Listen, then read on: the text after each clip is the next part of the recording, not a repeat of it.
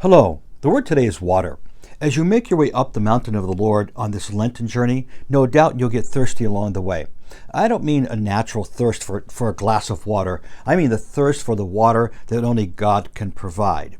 So there's this great verse tucked away in 1 Corinthians chapter 10. It says this, I do not want you to be unaware, brethren, that our fathers were all under the cloud and all passed through the sea. They were all baptized into Moses in the cloud and in the sea. And they ate the same spiritual food. Now listen to this. They all drank the same spiritual drink, for they were drinking from a spiritual rock which followed them, and the rock was Christ. Interesting. This rock is actually mentioned twice. In Exodus chapter 17, the people are grumbling and complaining because they're thirsty.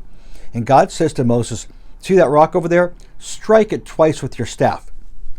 So Moses did exactly that, and water came gushing forth. So that was good.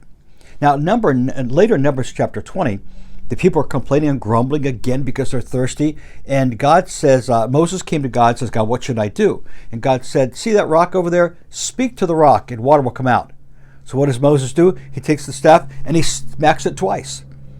That was a sin because he did not consider God as holy. So the water, he should have just spoken to the rock and the water would come out. Instead, he went to fleshly methods.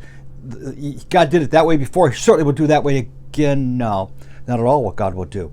So I want you to be aware of this, that God does not always do the same thing twice. He oftentimes does things differently the next time you come before him. So are you thirsty today? Are you really you know what that's like when you're really thirsty?